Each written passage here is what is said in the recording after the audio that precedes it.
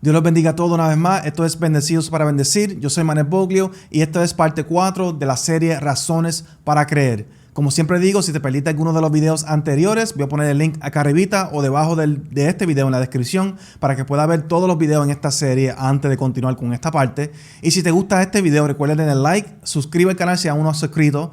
Déjame saber lo que piensas en los comentarios y dale a la campanita para que así no te pierdas ningún video en el futuro. Y sin más preámbulo, vamos entonces a Razones para Creer en Dios, parte 4, el argumento ontológico. Y les admito de antemano que el argumento que le voy a estar presentando aquí hoy es uno de los argumentos menos convincentes para muchas personas, especialmente para los grandes filósofos. Y la versión o las versiones que le voy a estar presentando aquí hoy también son de los argumentos que mayor resistencia reciben también de parte de los grandes filósofos. Pero a pesar de eso, honestamente, a mí me gusta mucho el argumento. Es uno de mis argumentos favoritos. Yo lo encuentro convincente y aunque yo no soy un experto en esta área de la filosofía, es un argumento puramente filosófico. Aunque yo no soy un experto en esta área de la filosofía, hasta el día de hoy yo no he leído ninguna refutación del argumento que me convenza a mí de que el argumento no es válido o no es bueno. Yo lo encuentro convincente, a mí me gusta y por eso entonces yo quiero compartirlo con ustedes hoy. Así que vamos a comenzar entonces primeramente definiendo nuestros términos, específicamente esta palabra que está aquí, ontológico. ¿Qué es un argumento ontológico? Y esta palabra ontológico sale de la palabra ontología, que es una rama de la filosofía que estudia la naturaleza fundamental de ser. Todo lo que tenga que ver con ser. ¿Qué es eso? Eso es ontología. Por ejemplo, yo soy un ser humano. ¿Qué significa eso? ¿Qué es lo que hace que yo sea un ser humano? ¿Cuáles son las características, atributos o propiedades esenciales de la humanidad? ¿Qué es lo que hace que yo sea un ser humano? Básicamente eso es la ontología. Cuando hablamos entonces del argumento ontológico, podríamos definirlo de la siguiente manera. El argumento ontológico es un argumento que busca demostrar la existencia de Dios en base de su naturaleza. Por ejemplo, cuando hablamos de Dios, ¿qué es lo que queremos decir con eso? ¿Qué es lo que significa la palabra Dios? ¿Qué es lo que hace que Dios sea Dios? Entonces, según el argumento ontológico, cuando definimos nuestros términos, cuando explicamos el concepto de Dios, llegamos a la conclusión de que Dios, por definición, tiene que existir. Incluso algunos argumentos, algunas versiones del argumento ontológico van más allá de esto y buscan intentar demostrar que no es ni tan siquiera posible que Dios no exista. Así que básicamente eso sería lo que es el argumento ontológico y yo diría que esto es una de las razones por la cual este argumento recibe tanta resistencia. Es el hecho de que el argumento claramente es bien ambicioso. O sea, intentar demostrar que Dios, no solamente de que Él existe o de que es probable que exista, sino que Dios tiene que existir. Y no es ni tan siquiera posible que no exista. Eso es sumamente ambicioso para un argumento. Y cuando contrastamos la ambición del argumento con la simpleza del argumento, como ustedes van a ver ya mismo, como que algo no cuadra. Hay algo dentro de nosotros que cuando escuchamos el argumento, sabiendo cuál es la ambición, cuál es el propósito y vemos la simpleza del argumento, hay una parte de nosotros que naturalmente lo resiste. Como que decimos, no puede ser así de simple, esto no puede ser así de fácil demostrar la existencia de Dios. Pero honestamente yo pienso que sí lo es. Así que vamos entonces a hablar un poquito más sobre la historia detrás del argumento ontológico antes de entrar en el argumento como tal, porque yo de verdad encuentro esto bien interesante. Y básicamente la primera persona en presentar formalmente el argumento ontológico al mundo fue San Anselmo, uno de los grandes pensadores y teólogos de la historia de la iglesia. Y esto fue más o menos en el siglo XI, o sea que estamos hablando de que este argumento existe por alrededor de 1000 años. 1000 años, o sea que el argumento claramente tiene que tener algún tipo de validez, tiene que tener algún peso. El argumento tiene algo que ha permitido que exista por todos estos años en medio de tanta crítica y análisis, etc. Y el argumento ha sido desarrollado por muchos filósofos, mucho más complejo de lo que les voy a presentar aquí hoy, mucho más complejo de lo que San Anselmo originalmente presentó. Pero lo que yo encuentro bien interesante de esto es cómo San Anselmo creó este argumento. Y básicamente San Anselmo nos cuenta que este argumento nace de una serie de conversaciones entre él y algunas amistades cristianas sobre la existencia de Dios. Y sus amistades retaron a Anselmo a crear un argumento que pudiera demostrar la existencia de Dios sin necesidad de usar la Biblia.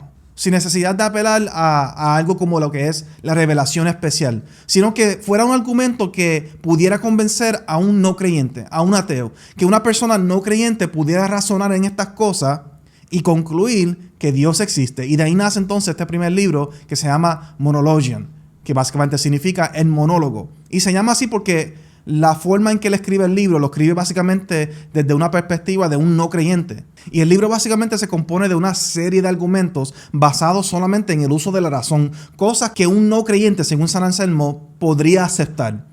Así que el punto del libro es que un no creyente pudiera razonar en estas cosas y concluir lo mismo que San Anselmo, lo mismo que un cristiano, de que Dios existe. Pero entonces cuando San Anselmo comienza a reflexionar sobre el libro, él no se siente satisfecho, sino que él comienza a pensar y dice, yo quisiera crear un argumento, un solo argumento que subsista por sí solo. Un argumento que no dependa de ningún otro argumento, que no dependa ni tan siquiera de la revelación especial o la Biblia, nada de eso, sino un solo argumento que pudiera demostrarle a un no creyente de que Dios existe. Y de ahí nace entonces este segundo libro que se llama el Proslogion, que significa básicamente la meditación o la reflexión. Y se llama así porque en ese libro básicamente San Anselmo está reflexionando sobre lo que escribió anteriormente. Y cuando reflexiona sobre eso, lo encuentra insatisfactorio. Y de ahí nace entonces lo que hoy día conocemos como el argumento ontológico. En realidad, todos los argumentos que él presenta en ese primer libro son de esencia ontológica. Pero esta versión que les voy a estar presentando aquí hoy es la que más popularidad recibió y es la que ha persistido hasta el día de hoy. Y Anselmo comienza entonces este argumento diciendo lo siguiente: Dios es el mayor ser concebible. En otras palabras, Dios es el ser supremo. El ser humano no puede concebir o imaginarse de un ser que sea superior a Dios. Si nosotros pudiéramos imaginarnos de un ser superior a Dios, eso sería Dios. Así que en ese sentido es que San Anselmo dice que Dios es el mayor ser concebible. No podemos imaginarnos un ser superior a ese ser, a Dios. Y en el tiempo de San Anselmo especialmente, hoy día también, como vamos a ver más adelante en el video, pero en especial para el tiempo de San Anselmo, esto no era nada controversial. Simplemente esto era la definición generalmente aceptada de lo que es Dios. Así que él comienza simplemente definiendo el concepto de Dios, el mayor ser concebible. Entonces de aquí San Anselmo concluye de que este ser existe por lo menos en nuestra mente. Así que ese es el próximo paso. Este ser existe en nuestra mente. Y lo que él quiere decir con esto es que la idea de Dios, el concepto de Dios existe. Claramente existe la idea de Dios porque estamos hablando de él ahora mismo. Si no existiera ni tan siquiera la idea de Dios, el concepto de Dios como el mayor ser concebible, ¿de qué estaríamos hablando en este momento? No estaríamos hablando de nada. Así que San Anselmo dice que por lo menos, como mínimo, todos podemos aceptar de que Dios existe en nuestra mente, aunque no exista en el mundo real. Aunque realmente no exista un ser llamado Dios, por lo menos en nuestra mente sí existe como concepto, como idea. Pero para San Anselmo esto no es suficiente, sino que Anselmo nos dice que además de existir en nuestra mente, este ser también tiene que existir en la realidad. Y la razón por la cual él concluye esto es porque de lo contrario no sería el ser supremo.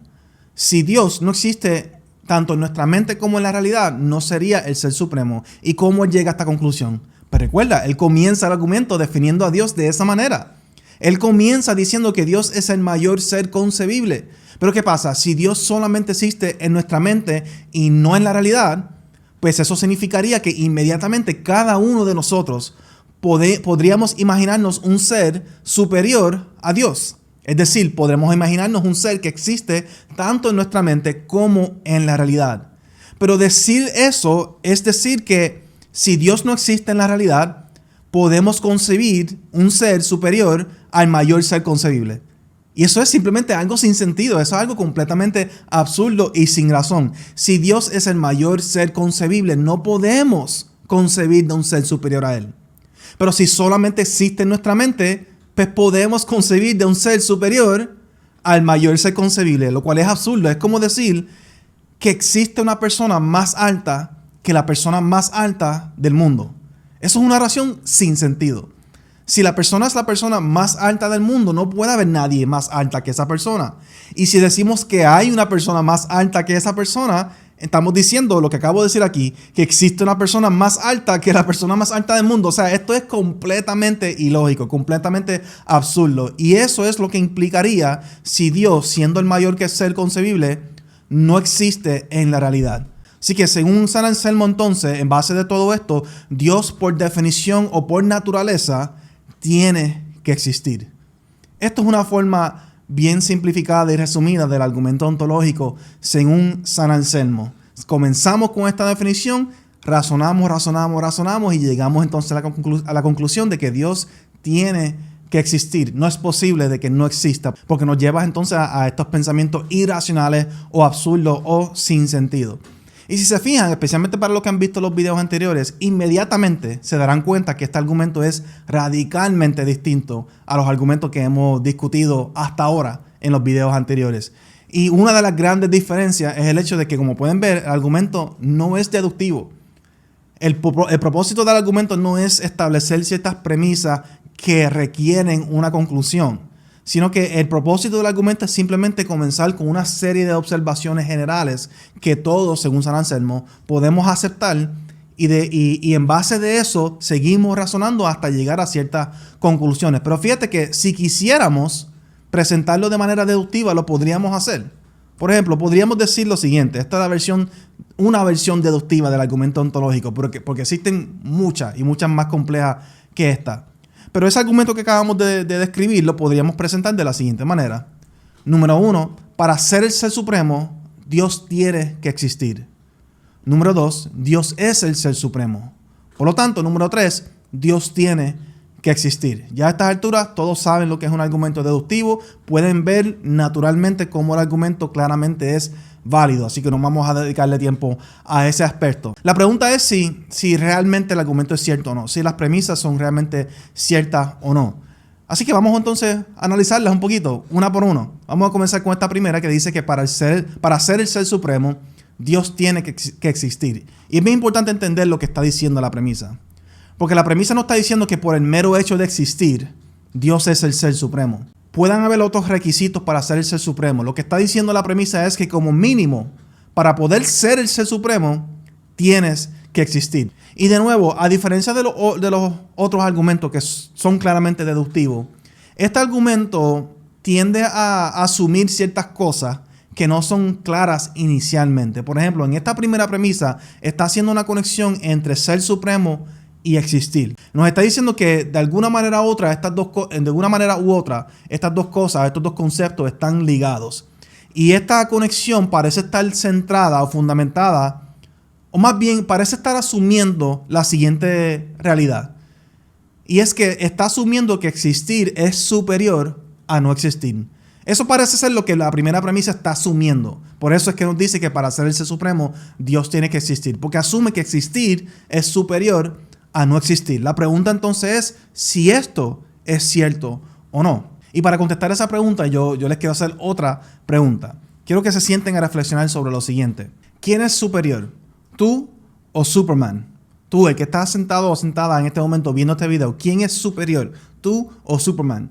Fíjate que nuestra respuesta inicial de casi todo el mundo sería decir que Superman es superior a nosotros.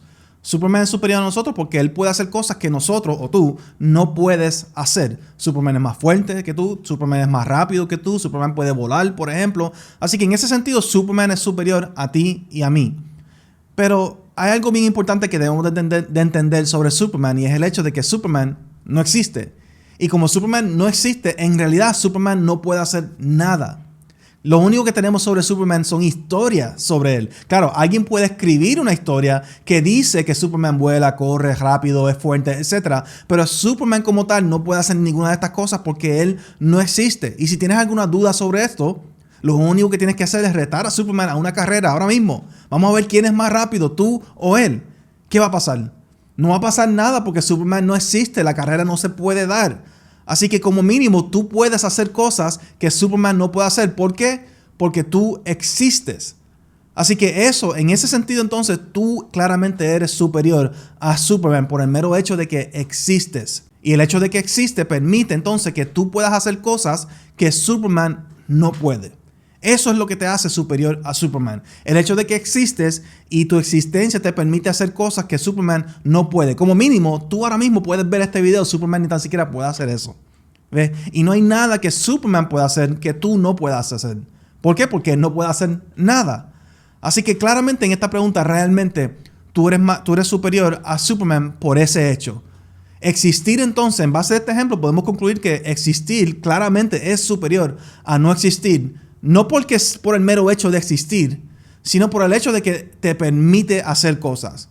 Existir es superior a no existir por lo que te permite hacer. Es decir, te permite hacer, punto. Te permite hacer cosas, vivir, respirar, moverte, correr, caminar, hablar, interactuar, actuar. Te da agencia. A diferencia de no existir, que no puede hacer nada en este mundo real. Ahora mismo yo puedo decirle a Superman o a quien sea que no existe y retarle a que me impida hacer algo ahora mismo. Impídeme, vamos a ver cuán fuerte tú eres. Detiéneme en este momento. No puedes detenerme. Superman no tiene el poder para detenerme a mí de hacer nada. ¿Por qué? Porque yo existo y él no. Existir entonces, en este sentido, claramente sí es superior a no existir.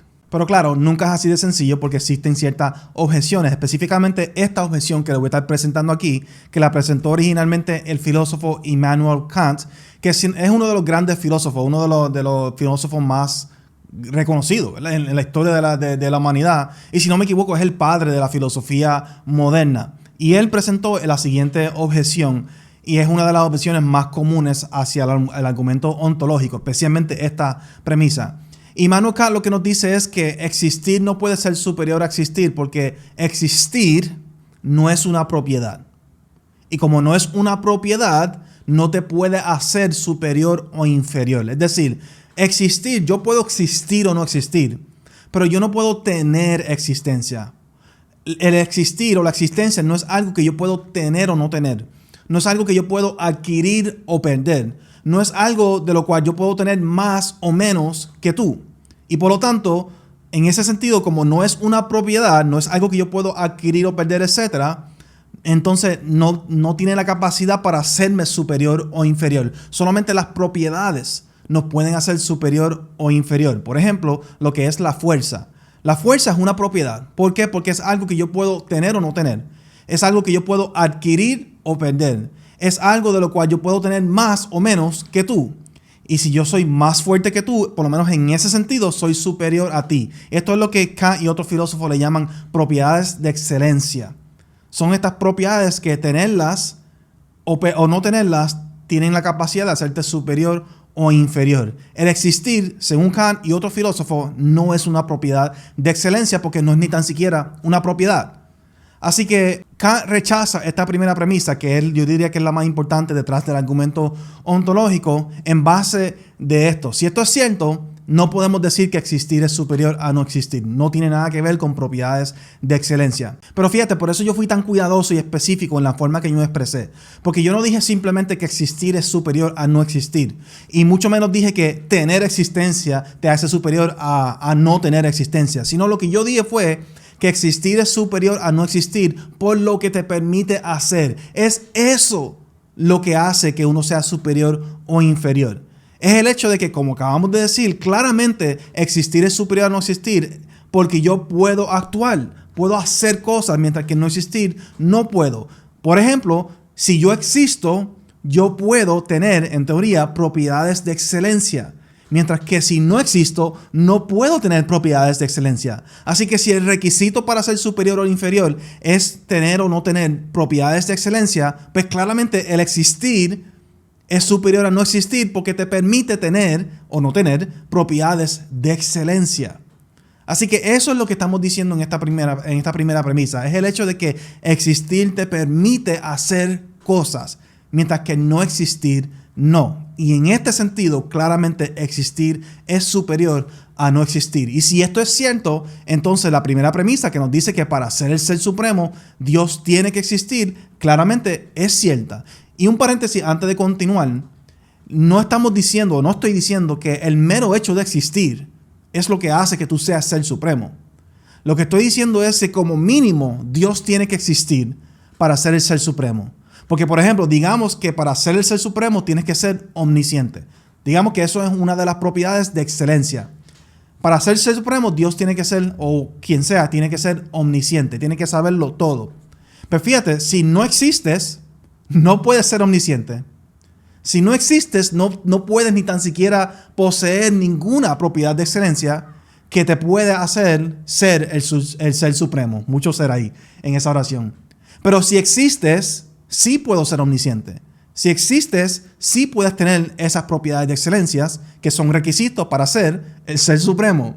Así que lo que estamos diciendo entonces en esa primera premisa es simplemente que como mínimo, para poder ser el ser supremo, Dios tiene que existir. Comenzamos por ahí. Después le pueden añadir cuantas características o criterios o propiedades de excelencia que quieras. Pero como mínimo, esa premisa es cierta. Vamos entonces con la segunda premisa que nos dice que Dios es el ser supremo.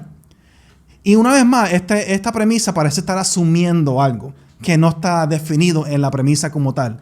Y lo que parece estar asumiendo esta premisa es que esto es una definición o la definición de Dios aceptada por creyentes y no creyentes.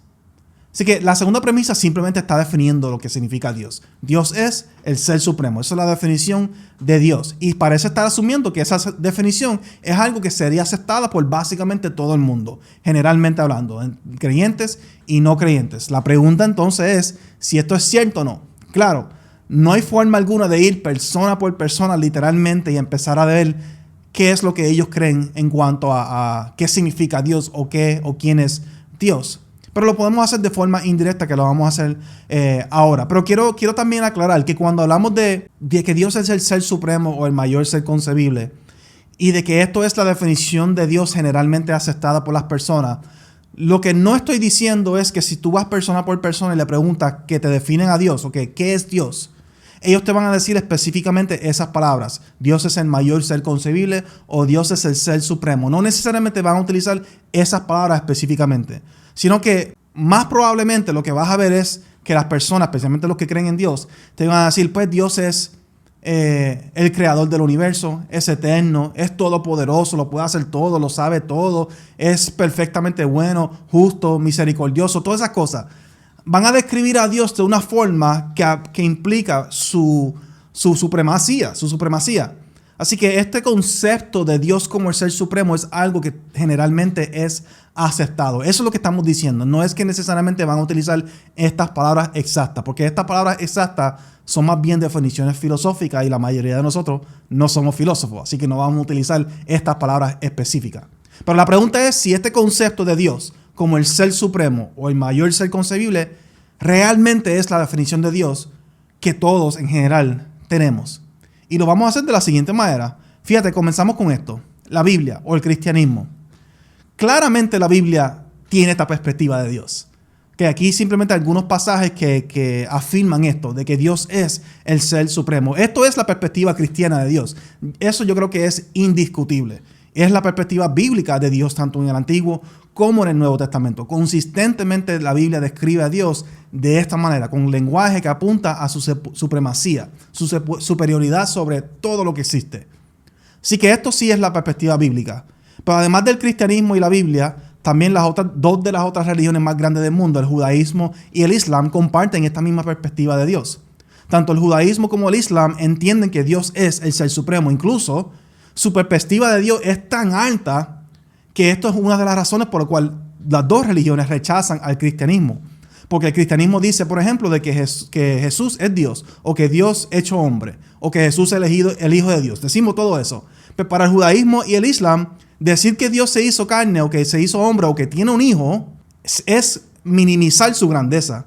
Ellos dicen, Dios nunca entraría en la humanidad porque la humanidad es baja, es pequeña, es imperfecta, es pecaminosa, es mala, etc.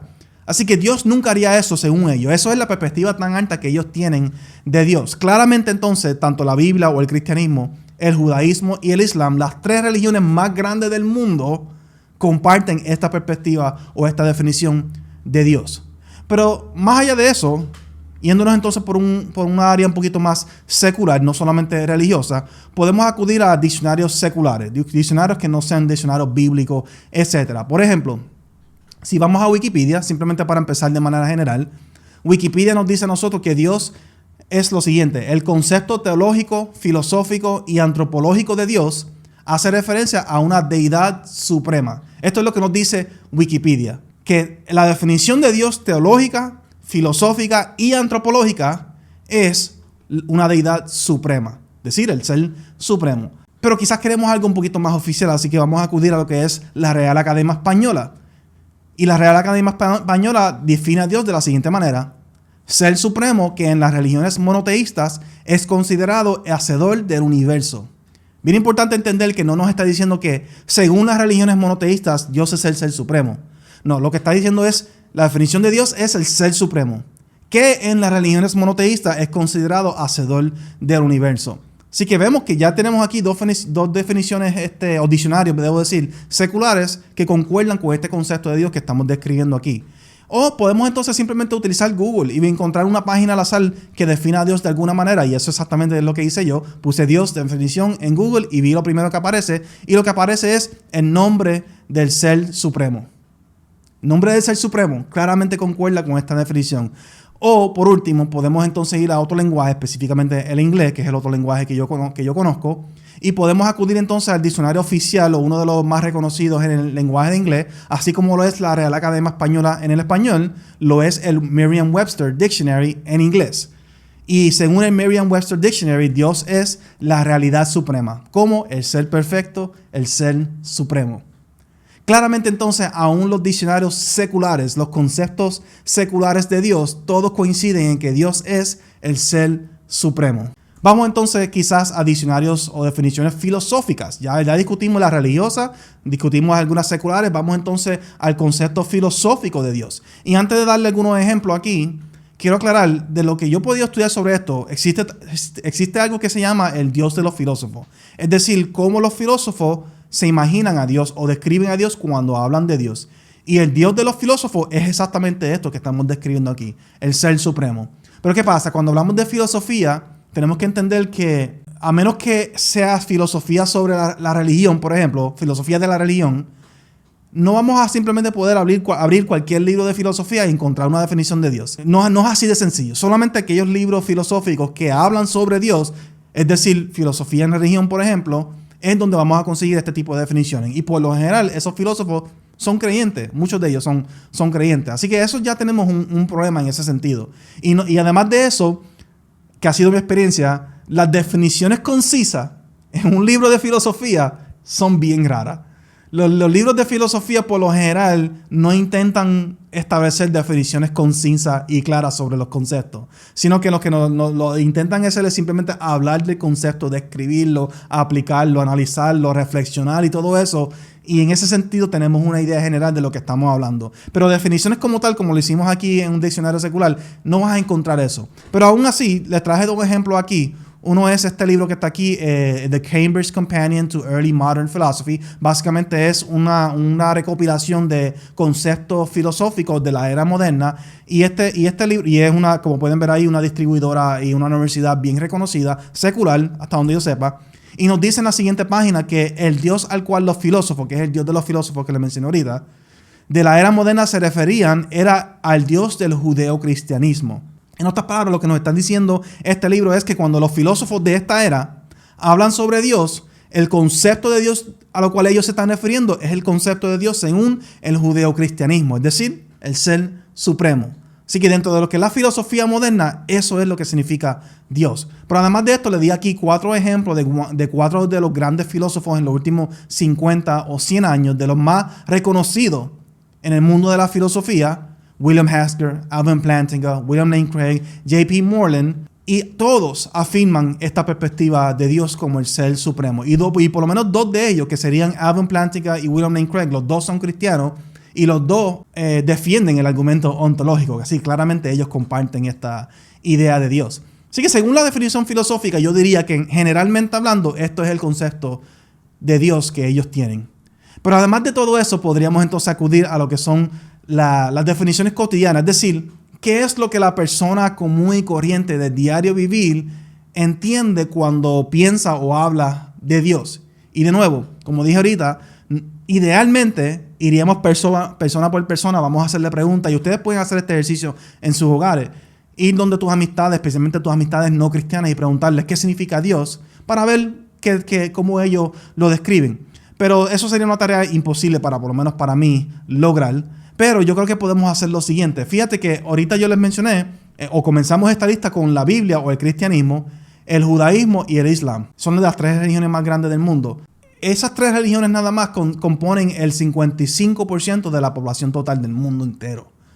O sea, con esas 3 religiones nada más tenemos la mayoría o más de la mitad de la población total en el mundo entero.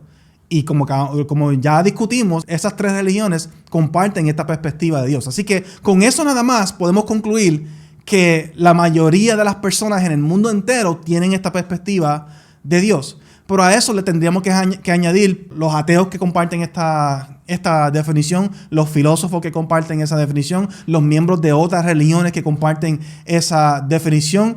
Y si hacemos eso, claramente podemos concluir que la mayoría de las personas aceptan esta definición. Esto es lo que la mayoría de nosotros entendemos cuando estamos hablando de Dios. Así que esta segunda premisa de que Dios es el ser supremo no es nada controversial. No debería de ser nada controversial. Lo único que nos está diciendo esta segunda premisa es simplemente definiendo a Dios de la manera que la gran mayoría de nosotros lo definiríamos. Así que no es nada controversial. Pero aún así, claramente existen objeciones. Y específicamente esta objeción. La objeción que yo le voy a presentar aquí es una de las más comunes en contra de lo que es el argumento ontológico de cualquier versión. Y la objeción básicamente lo que nos está diciendo es que nosotros podríamos en teoría simplemente cambiar la definición de Dios. O sea, estamos hablando de simplemente una definición que la mayoría de nosotros aceptamos. Pero ¿qué significa eso? Eso no dice nada sobre Dios como tal. Lo que dice eso es simplemente que esa es la manera que nosotros definimos a Dios. Pero nosotros en teoría podríamos definir a Dios de otra forma. O, por ejemplo, si yo no estoy de acuerdo con esa definición, pues entonces el argumento ontológico no funciona para mí, porque no estoy de acuerdo con esa definición. Y esta refutación, básicamente lo que trae a la mesa es la pregunta sobre la relación entre las definiciones y la realidad. La pregunta es si una definición es arbitraria, es simplemente un invento humano, podemos cambiarla como se nos dé la gana, o si las definiciones corresponden de alguna forma u otra con la realidad. Porque si las definiciones corresponden con la realidad, no podemos simplemente cambiarla como se nos dé la gana. Y si no podemos simplemente cambiar la definición como queremos, entonces la definición de Dios se mantiene. Así que esa es la pregunta. Por ejemplo, la palabra perro. La palabra perro claramente corresponde a este tipo de animal, a este tipo de criatura que pueden ver ahí. Digamos que parte de la definición de perro, una parte esencial de la definición de perro es que los perros son animales o criaturas de la familia de los cánidos. Un perro es un cánido. Cánido siendo, por ejemplo, los lobos, los zorros, etc. Así que digamos que eso es una parte esencial de la definición de perro. La pregunta es si nosotros podemos simplemente cambiar esa definición. Digamos que en vez de decir que un perro es un cánido, voy a decir que un perro es de la familia felina. La pregunta es, ¿podemos hacer eso como sociedad? ¿Podemos simplemente cambiar la definición? Pues, en cierto sentido, sí. En cierto sentido, si nosotros como sociedad se nos da la gana, por alguna razón u otra, cambiar la definición de perro, en vez de hablar de cánidos, estamos hablando de la familia felina, pues lo podemos hacer. La realidad es que sí lo podemos hacer. En ese sentido, las palabras sí son arbitrarias. Pero el problema es que si cambiamos la definición de perro de esa forma, entonces ya la palabra no está describiendo esta criatura que está aquí, sino que lo que la palabra está describiendo ahora es esta criatura que está aquí, es decir, los gatos o los felinos, como lo que son los leones, etc. Así que si cambiamos la definición de perro a esto, pues claro, lo podemos hacer, pero ya no corresponde a lo que estamos tratando de describir, a menos que también le cambiemos la definición de felina y cánido, etc. Y si hacemos eso, entonces todo nuestro sistema de lenguaje se cae. Si nosotros pudiéramos simplemente cambiar las definiciones de las palabras arbitrariamente a como se nos dé la gana, cuando se nos dé la gana, todo nuestro sistema de comunicación se cae, se derrumba, se destruye, porque entonces las palabras no tienen ningún valor. ¿Qué es lo que estamos haciendo aquí ahora mismo? ¿Cómo ustedes saben que están entendiendo lo que yo estoy diciendo, las palabras que yo estoy diciendo, si podemos simplemente cambiar la definición de las palabras? Imagínense que todo lo que yo estoy diciendo aquí hoy Todos los significados de las palabras que estoy utilizando aquí hoy son completamente opuestas o contrarias a lo que ustedes entienden que significan. Sería un caos total. O sea, claramente las palabras sí corresponden de alguna forma u otra a la realidad, especialmente lo que son las definiciones. No las podemos cambiar arbitrariamente, por lo menos no en este sentido y no sin perder nuestra capacidad de comunicación. Así que cuando hablamos de Dios, entonces, la pregunta es ¿de qué estamos hablando? ¿Qué es lo que estamos queriendo decir cuando hablamos de Dios? ¿Podemos simplemente definirlo como queramos? Pues el argumento ontológico nos está diciendo no. Porque si hacemos eso, entonces ya no estamos hablando de Dios. Ya no estamos hablando del ser supremo. Si cambiamos la definición de Dios por otra que no sea el mayor ser concebible o el ser supremo, pues claro, lo podemos hacer en teoría, pero ya entonces perdemos toda capacidad para comunicación. Ya no estamos hablando de la misma cosa. Ya no estamos hablando de Dios. Las palabras tienen que corresponder a una realidad para poder tener sentido. Y de ser así el caso, entonces no podemos simplemente cambiar arbitrariamente la definición de Dios, mucho menos cambiarla simplemente para evitar las implicaciones. Así que todo esto, que no voy a entrar en esto, pero todo esto implica que nuestro concepto de Dios nace de la realidad, no es algo que nosotros simplemente inventamos. No voy a discutir eso en este argumento, pero eso es básicamente la implicación. La segunda premisa parece ser cierta. Parece ser cierta en el sentido de que es la definición que existe de Dios, que es compartida por la gran mayoría de nosotros, por no decir todos. Por no decir todos. Si esto es cierto, entonces claramente la tercera premisa o la conclusión, debo decir, de que Dios tiene que existir, también es cierto. Esto es simplemente una leve defensa de una versión del argumento ontológico. No es ni la más fuerte ni es la defensa más rigurosa. Si se fijan, no le dediqué tanto tiempo a cada premisa como lo he hecho en videos anteriores, porque realmente para mí la simpleza del argumento es ahí donde está el valor del argumento. Y si comenzamos a entrar en tanto detalle, por lo menos en esta versión del argumento, se pierde esa simpleza, se pierde esa esencia. Y yo creo honestamente que para la mayoría de nosotros, ninguna de esas dos premisas son controversiales. Solamente son controversiales para aquellos que quieren rechazar la conclusión. Pero para la persona común y corriente, si estuviéramos hablando en una relación normal, cotidiana, todos estaríamos de acuerdo con esas dos premisas. Ahora bien, yo les quiero presentar otra versión del argumento. Y para serles honesto, esta es la razón real por la cual yo hice este video. No lo hice para presentarle la versión de Anselmo. Y quizás por eso es que no le he dedicado tanto tiempo a defender cada premisa. Y es que yo les quiero presentar una versión del argumento y como pueden ver ahí, es mi versión. Hace alrededor de como 10 años atrás, cuando yo primero me convertí, poco tiempo después de que yo me convertí a cristiano, yo creé este argumento. Este argumento es algo que me vino a la mente literalmente de la nada. O sea, yo estaba leyendo y estudiando ciertos libros de apologética y un día yo recuerdo que yo estaba sentado leyendo un libro y me vino a la mente esta idea y me senté a reflexionar y creé este argumento que hoy día yo sé que es un argumento ontológico, pero yo nunca sabía eso. Yo simplemente pensé en esto y para mí me tiene sentido, demuestra de que Dios tiene que existir y no fue hasta literalmente hace como 1 año y medio, 2 años atrás, cuando estaba estudiando precisamente el argumento ontológico de Anselmo, que me di cuenta, espérate, este argumento que yo creé hace casi 10 años atrás es una versión del argumento ontológico y yo ni sabía lo que era un argumento ontológico en aquel entonces. Y en estos 10 años yo solamente le he presentado este argumento a unos grupos selectos de personas. Esto en cierto sentido,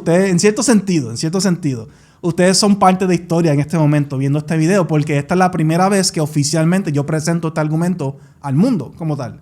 Yo siempre le he tenido miedo a presentar este argumento al mundo porque tengo miedo a que lo refuten y lo critiquen y todas esas cosas así, pero eventualmente obviamente uno lo tiene que hacer. Así que esto va a ser oficialmente la primera vez que yo presento este argumento al mundo como tal para ser criticado o refutado o aceptado, como sea. Y en cierto sentido dije que en cierto sentido es historia porque literalmente ustedes no van a encontrar este argumento en ningún otro libro, en ninguna literatura, en ningún otro video, a menos que por casualidad alguien haya inventado lo mismo que yo.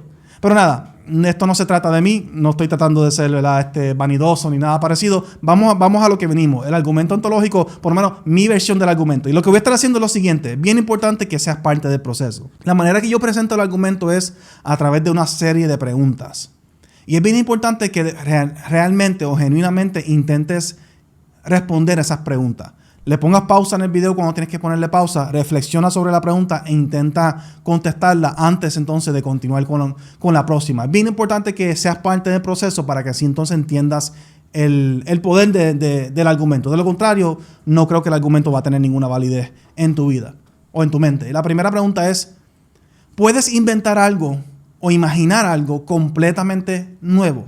Es decir, algo que no existe de ninguna manera en la realidad. Por ejemplo, el ejemplo que muchas veces yo le doy a las personas. Yo podría, en teoría, inventarme o imaginarme un carro invisible. Y les puse esa imagen, obviamente, porque no es forma de enseñarle un carro invisible, porque es invisible. Pero yo podría imaginarme en mi mente un carro invisible, color arcoíris.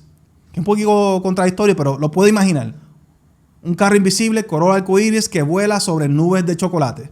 Eso es mi invento, eso es lo que yo imagino. Claramente eso no existe. Pero fíjate, eso no es lo que yo quiero decir. Eso no es lo que yo quiero decir, porque fíjate, aunque ese concepto como tal no existe, los carros sí existen. Las nubes existen, el chocolate existe, el arcoíris existe, el volar existe, la invisibilidad existe. Todas estas cosas existen de alguna forma u otra en la realidad. Yo simplemente las cogí, las uní y las combiné de una manera que no existe. Pero eso no es lo que yo estoy preguntando aquí. Lo que yo le estoy pidiendo aquí, fíjate cómo yo lo digo, lo que yo estoy pidiendo es que intente inventar o imaginar algo completamente nuevo. Algo que no existe de ninguna manera en la realidad. No algo que sí existe de alguna forma y yo lo combiné y creé algo nuevo. No, algo que no existe de ninguna manera en la realidad. Esa es la pregunta. Si es posible para ti en este momento inventar o imaginarte algo completamente nuevo en ese sentido. Ponle pausa al video en este momento, trata genuinamente de hacer esto y cuando termines, le sigues dando play al video. Así que ya intentaron inventarse o imaginarse algo completamente nuevo. Se dieron cuenta de que no es posible. No es posible inventarse o imaginarse algo completamente nuevo en este sentido. Y aun si fuera posible, en teoría, imaginártelo, sería imposible comunicarlo.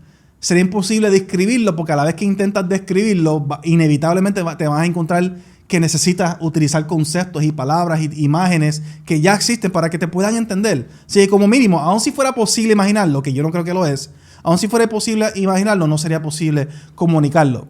Así que para el ser humano sencillamente no es posible. No es posible inventar algo completamente nuevo. Todos nuestros inventos, todas nuestras ideas, nuestros sueños, nuestros pensamientos, conceptos, palabras, todo lo que nosotros conocemos y hablamos viene de algo que ya existe, de alguna forma u otra. Simplemente lo combinamos y lo hacemos nuevo. No es completamente nuevo en el sentido que lo estoy definiendo aquí. La segunda pregunta. En un mundo en el que solamente existe luz, es decir, no existe oscuridad de ninguna forma alguna, ¿podríamos imaginarnos la oscuridad? ¿Podría alguien, en un mundo en donde solamente existe luz, alguien podría imaginarse o inventarse el concepto de la oscuridad? Y cuando digo solamente luz, me refiero a que no existe ningún tipo de oscuridad. No existe ni tan siquiera la sombra. Los árboles no crean ni tan siquiera sombra. No existen ni tan siquiera colores oscuros como el negro o el marrón, como pueden ver en esta foto. Que existen colores oscuros, no, ni tan siquiera existen colores oscuros, ni tan siquiera cuando cierra los ojos se ve negro, sino que lo que siempre se ve constantemente es luz. Digamos que vivimos en ese mundo ¿sería posible imaginarnos o inventarnos la oscuridad? Nuevamente, pausa el video, piensa sobre la pregunta y luego continúa. Ya estás de vuelta de nuevo. Una vez más, te diste cuenta de que no es posible. No sería posible en un mundo de luz inventarse la oscuridad. ¿Cómo lo sabemos? Porque ya lo estás haciendo en este momento. Te acabo de pedir que intentes inventar o imaginarte algo completamente nuevo, algo que no existe en la realidad, y vimos que no es posible. Así que si no es posible hacer eso en un mundo que solamente existe luz, no sería posible imaginarnos la oscuridad. Porque si fuera posible, sería igual de posible hacerlo ahora mismo. Si eso fuera posible, sería posible en este momento inventarse algo completamente nuevo, pero no lo es. En este momento hay algo que no existe similar a la oscuridad en ese mundo hipotético. Ahora mismo hay algo que no existe de ninguna manera u otra y no hay forma alguna de yo imaginarme qué es ese algo. No hay manera alguna. Así que en un mundo de luz nadie ni tan siquiera no le pasaría ni por la mente la posibilidad de que exista algo como la oscuridad. Es físicamente imposible. Tercera pregunta. En este mundo, ¿existe algo perfecto? entendiendo o definiendo la perfección como algo que no tiene ningún defecto, sin defecto, sin falla o carencia alguna. Así que en este mundo en el que nosotros vivimos, ¿existe algo perfecto? Una vez más, pausa el video y trata de pensar a ver si puedes pensar en algo que sea perfecto en este sentido, sin ningún defecto, ninguna falla, ninguna carencia. Los espero aquí. Ya estás de vuelta de nuevo y una vez más podemos ver que la respuesta es no. No existe nada perfecto en este mundo. Fíjate que como mínimo, aún las cosas que más se asemejan a algo perfecto, como mínimo podríamos decir que todo lo que existe en este mundo eventualmente dejará de existir. Eso lo sabemos, eso es un hecho científico. Eventualmente este universo dejará de existir.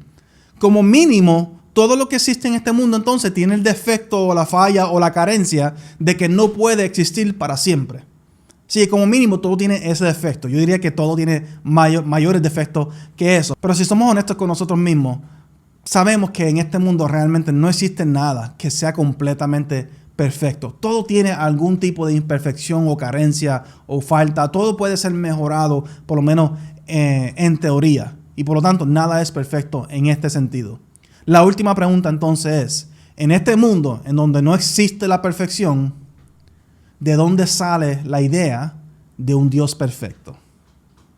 Si ya vimos que no es posible para el ser humano inventarse o imaginarse algo completamente nuevo, algo que no existe en la realidad.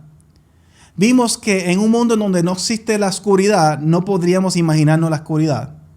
Y vimos que en este mundo la perfección no existe, pues entonces, ¿de dónde sale la idea o el concepto de un Dios perfecto? Yo creo que todos pueden entender las implicaciones de lo que estoy diciendo aquí. Lo que estoy diciendo es que es imposible para el ser humano inventarse el concepto de un Dios perfecto. En otras palabras, el ser humano no tiene la capacidad para inventarse a Dios. Y por lo tanto, si la idea de un Dios perfecto existe, un Dios perfecto tiene que existir. Para que puedan entender bien esa conclusión, se los quiero dar de una forma deductiva. No es exactamente un argumento deductivo, pero la estructura más o menos es deductiva. Ya que estamos tan acostumbrados a ese tipo de argumentos, es un poquito más fácil para seguir. Así que déjame intentar, a mí no me gusta presentar el argumento de esta manera, deductiva, pero déjame intentar describirlo de esa manera para que sea un poquito más claro. Podríamos decirlo de la siguiente manera. Número 1, o un Dios perfecto existe o no existe. Número 2, si no existe, alguien se lo inventó. Número 3, no es posible inventarlo. Por lo tanto, número 4, un Dios perfecto tiene que existir. Y si vamos por encimita de las premisas, vemos número 1, o un Dios perfecto existe o no existe, no estamos diciendo nada controversial. Claramente esas son las únicas dos opciones. No hay un entremedio, o Dios existe o no existe. Sí, claramente la primera premisa es cierta. La segunda premisa es, si no existe, alguien se lo inventó. Una vez más, nada controversial. ¿De dónde sale el concepto entonces si nadie se lo inventó? Claramente alguien se lo tuvo que haber inventado si Dios no existe. Por lo tanto, la segunda premisa es cierta. Y la tercera premisa nos dice que no es posible inventarlo. Y aquí obviamente requeriría un poquito más de tiempo, pero ya hicimos el recorrido con las preguntas anteriores. Vimos que no es posible para el ser humano inventarse o imaginarse la perfección. ¿Por qué? Porque la perfección no existe en este mundo de ninguna forma. Así que esa tercera premisa, en base a esas preguntas anteriores, podemos ver que claramente es cierto. Si todo esto es cierto, entonces un Dios perfecto claramente tiene que existir. Esto es simplemente una forma de presentarlo de manera deductiva. No es tan rigurosa, no es tan concisa como otro argumento, pero más o menos para que podamos seguir entonces la lógica del argumento. Pero como todo, existen ciertas objeciones. Y hay dos objeciones principales.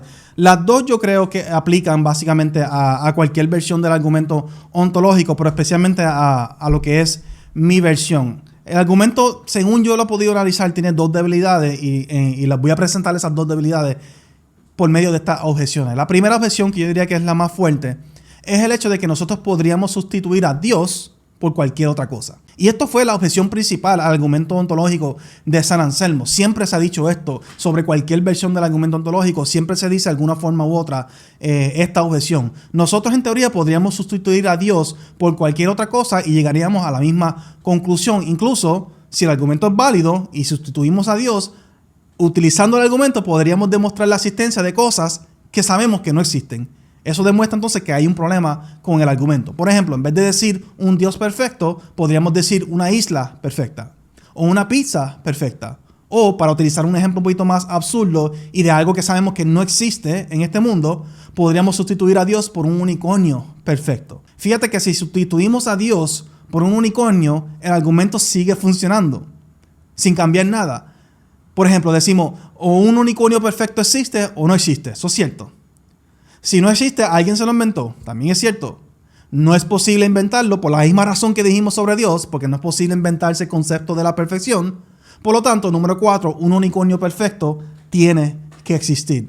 Esto demuestra que el argumento entonces está errado, no es válido o simplemente no es cierto. No es un buen argumento porque, utilizando el ejemplo del unicornio, concluiríamos que existe básicamente lo que nosotros queramos hacer que exista, incluyendo cosas como unicornios que sabemos que no existe. El argumento implica algo absurdo y por lo tanto el argumento no puede ser cierto. ¿Qué es el fallo del argumento? No sabemos exactamente, pero algo tiene que andar mal por las implicaciones. Así que vamos a analizar un poquito entonces esta objeción para ver cuán válida realmente es. Y existen diferentes maneras de responder a esta objeción, pero yo creo que la principal y la más clara, la más importante es lo siguiente. Haciéndonos la siguiente pregunta. ¿Qué es una isla perfecta? ¿O qué es una pizza perfecta? ¿O qué es un unicornio perfecto? Estas palabras, aunque todas las entendemos, estas palabras, estos conceptos, estas ideas, ¿realmente tienen sentido? ¿Realmente es posible definirlas o imaginarlas de manera clara, concreta y coherente? Son palabras vacías, es decir, ausentes de todo sentido o ausentes de todo significado, porque si lo son, entonces no pueden simplemente sustituir a Dios por una de ellas. Y yo creo que eso es cierto. Yo creo que estas palabras, la isla perfecta, la pizza perfecta y el unicornio perfecto, estos conceptos, aunque superficialmente las entendemos, realmente son conceptos absurdos, erróneos, completamente ausentes de significado. Por ejemplo, cuando hablamos de una isla perfecta, ¿qué es eso? Una isla perfecta debería ser grande o pequeña. Debería tener muchas palmas o menos, o pocas palmas. Mucha sombra, mucho sol. ¿Qué color debería ser la arena? ¿Debería tener mucha arena, poca arena? ¿El agua debería ser dulce o salada? O sea, todo esto son preguntas que nosotros nos debemos de hacer cuando hablamos de una isla perfecta. La realidad del caso es que cada cual vamos a tener una definición distinta de lo que es una isla perfecta. No existe una definición clara de lo que es una isla perfecta. Igualmente con la pizza. ¿Qué es una pizza perfecta? ¿Es aquella que tiene pepperoni o solamente queso? ¿Mucha o poca salsa? ¿Tostada o blandita? ¿Gorda o finita? O sea, todo esto son posibles interpretaciones de una pizza perfecta. Realmente depende de los gustos de cada o preferencias de cada persona. No existe ninguna idea o un concepto claro de lo que significa una pizza perfecta. Igualmente con un unicornio. ¿Qué color debería ser el unicornio? ¿Debería ser grande, pequeño? ¿Debería tener poderes mágicos o no? ¿Debería de poder conceder peticiones o no? Como algunas versiones mitológicas de los unicornios en los libros, etc. ¿Cuán grande o cuán pequeño debería ser el cuerno que tiene en la frente? O sea, estos conceptos claramente no son conceptos coherentes. Son conceptos incoherentes. Son como decir algo como un círculo cuadrado o un soltero casado. Superficialmente entendemos lo que significan estas palabras, un círculo, cuadrado, soltero, casado, pero los conceptos como tal de un círculo cuadrado o un soltero casado no es algo que nosotros podemos imaginar, no lo podemos imaginar, no podemos definirlo, no existe de ninguna manera, ni tan siquiera en nuestra mente. Son conceptos completamente incoherentes. Y como son conceptos completamente incoherentes, no podemos hablar de ellos de la forma que estamos hablando de Dios. Pero si contrastamos eso con Dios y nos preguntamos qué es un Dios perfecto, esto sí es un concepto coherente que podemos definir claramente. Todos entendemos más o menos qué es lo que queremos decir cuando hablamos de un Dios perfecto o de un ser supremo o de mayor ser concebible. Cuando hablamos de un Dios perfecto, por ejemplo, estamos hablando de un Dios omnipotente, omnisciente, omnipresente, omnibenévolo y eterno. Esto es una definición básica de Dios, una descripción básica de Dios. Esto es lo que nosotros queremos decir cuando hablamos de Dios o de un Dios perfecto. A diferencia de estos otros conceptos que no pueden ser definidos de esta manera. Cuando hablamos de un Dios perfecto, entonces de lo que estamos hablando es de un ser que posee la máxima expresión de los atributos de excelencia o las propiedades de excelencia que les mencioné ahorita.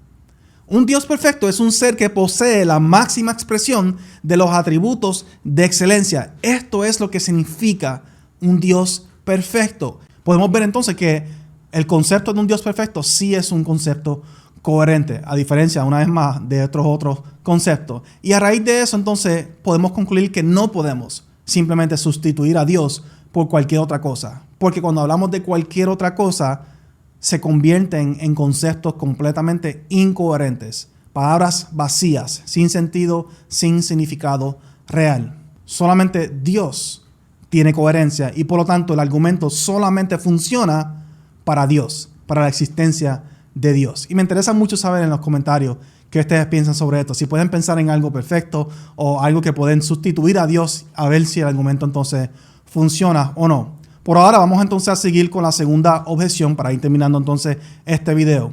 Y la segunda objeción básicamente tiene que ver con esta premisa que está aquí, de que no es posible inventarlo, porque tiene que ver con la definición de perfección que ofrecimos ahorita. Básicamente la objeción lo que nos dice a nosotros es que perfecto no significa sin ningún defecto, falla o carencia. Por ejemplo, si vamos a Google o a la Real Academia Española, etc., podemos ver diferentes definiciones de lo que significa esa palabra. Por ejemplo, una definición es que tiene el mayor grado posible de bondad o excelencia en su línea. Eso es la Real Academia Española. Que tiene el mayor grado posible de bondad o excelencia en su línea. Y esa parte es bien importante. Otras definiciones que encontré por internet es que la perfección es que tiene, o algo perfecto, es algo que tiene todas las cualidades requeridas o deseables. Y la última es que es muy adecuado para un determinado fin. Así que estas son tres de las definiciones más comunes para la palabra perfecto o la perfección. Ninguna de ellas es sin ningún defecto, falla o carencia. Si definimos entonces perfecto de alguna de estas formas, el argumento entonces, según esta objeción, se cae porque si esto es lo que significa la perfección, sí existen cosas perfectas en este mundo. Sí existen cosas que coinciden con estas definiciones y por lo tanto la perfección sí existe de alguna forma en este mundo y por lo tanto es posible inventarse el concepto de Dios. Pero fíjate, tengo dos respuestas a eso, una principal y una un poquito secundaria. Voy a empezar con la secundaria. Y la secundaria es que aún aceptando esas definiciones, yo no estoy muy convencido de que realmente existan cosas en este mundo que puedan cumplir con esos requisitos. Por ejemplo, esta primera que dice que tiene el mayor grado posible de bondad o excelencia en su línea. En su línea se refiere según lo que es. Por ejemplo, si estamos hablando de carros, eso es según su línea. Así que estamos hablando de carro. Un carro perfecto sería, por ejemplo, un carro que me lleva de punto A a punto B con la mayor, seguridad o velocidad posible. Un carro que coge más rápido que otro, que ahorra más gasolina, que el aire acondicionado enfría perfectamente. Todo eso serían criterios o requisitos para un carro perfecto. Pero esos criterios no aplicarían a, por ejemplo, un árbol perfecto. Un árbol perfecto no es aquel que me lleva a punto A a punto B, porque ese no es el propósito de un árbol. Un árbol perfecto quizás sería uno que sea saludable, que dé fruto, que dé sombra, que sea alto, fuerte, que nunca muera, etc. Así que eso es lo que básicamente implica esa primera definición. El mayor grado posible de excelencia en su línea. Pero fíjate, volviendo al ejemplo del carro, yo no creo que existe tal cosa como un carro que sea perfecto en este sentido. Porque tenemos que preguntarnos, ¿cuál es el mayor grado posible para un carro? ¿Cuál es el mayor grado posible de excelencia o de bondad en su línea para un carro? ¿Qué sería un carro perfecto? ¿Cuán rápido tiene que ser un carro para ser perfecto? Fíjate que la velocidad de un carro en el pasado es mucho menos que las velocidades hoy día. Y si seguimos con la tecnología, van a ser más y más y más rápido. Así que, ¿cuál es el número? ¿Cuál es la velocidad perfecta o más rápida para un carro? ¿Cuál es la temperatura perfecta del aire acondicionado en un carro? ¿Cuál es el nivel de seguridad o de comodidad que debería tener un carro? ¿Cuán grande o cuán pequeño debería ser el carro? ¿Qué color debería ser el carro? O sea, ¿cuál es el mayor grado posible para un carro? No sabemos. No hay manera de saber cuáles son esos criterios necesarios para que un carro sea perfecto. Igualmente con estas otras definiciones, que tiene todas las cualidades requeridas o deseables. ¿Requeridas por quién? ¿Deseables por quién? O sea, de nuevo, si estamos hablando de una pizza y decimos todas las cualidades requeridas o deseables, yo quizás deseo que tenga mucho pepperoni y tú no. Pero entonces, ¿cuál es la definición de una pizza perfecta según esta definición? No existe. ¿Cuáles son esas cualidades? ¿Requeridas por quién? ¿Deseadas por quién? Y igualmente esa tercera definición, o sea, yo no estoy convencido de que realmente existan cosas en este mundo que sean perfectas, ni aún según esta definición. Yo no creo que nosotros podemos imaginarnos algo que realmente sea perfecto, ni aún bajo estas definiciones. Pero eso no es mi respuesta principal. Mi respuesta principal es lo siguiente. Y es el hecho de que aun si esas definiciones existen, aun si decimos que esas son otras definiciones de perfección, ese no es el punto del argumento ontológico. El punto del argumento ontológico es que esta definición de perfección, de que no tiene ningún defecto, falla o carencia, eso es lo que nosotros queremos decir cuando hablamos de Dios. Así que si aún aceptamos que existen cosas perfectas en esas otras definiciones, en esos otros sentidos, el punto es que este concepto de perfección no existe en la realidad. Este concepto de perfección, que es el que queremos decir cuando hablamos de Dios, ese concepto de perfección no existe en el mundo real de ninguna forma, aún aceptando esas otras definiciones. Y si este concepto de perfección no existe en el mundo de ninguna forma, el argumento sigue en pie, sigue siendo válido, porque el punto es que el ser humano no tiene la capacidad de inventarse un Dios perfecto en este sentido. Porque este tipo de perfección no existe en el mundo de ninguna forma u otra. Así que en mi opinión, realmente el argumento ontológico demuestra que Dios por definición o por naturaleza tiene que existir por su perfección, su supremacía, el hecho de que es el mayor ser concebible. Todo lo que hemos hablado aquí a lo largo de este video para mí demuestra de manera clara de que Dios sí, por definición o naturaleza, tiene que existir, y de lo contrario no estamos hablando de la misma cosa. No estamos hablando de Dios. Y no solamente eso, número dos, vimos ahora, por lo menos en mi versión del argumento, de que no es ni tan siquiera posible inventarse a Dios. Este concepto de Dios, esta idea de Dios, no es posible para el ser humano inventársela. Claro, hay personas que se inventan religiones y dioses y todo eso hoy día. Claro, porque ya existe el concepto de Dios. Pero yo estoy pensando en sus orígenes, de dónde sale esta idea o este concepto. Así que nada, esto ha sido entonces Razones para Creer, parte 4, el argumento ontológico. La semana que viene seguimos entonces con el quinto y último video, la conclusión de todo lo que hemos dicho, algunas objeciones adicionales que no he presentado en ninguno de los videos, y también quiero ofrecer algunas razones adicionales, además de estos argumentos más desarrollados, de por qué entonces es razonable creer en Dios. Gracias a todos por el apoyo. Hasta la próxima. Dios los bendiga.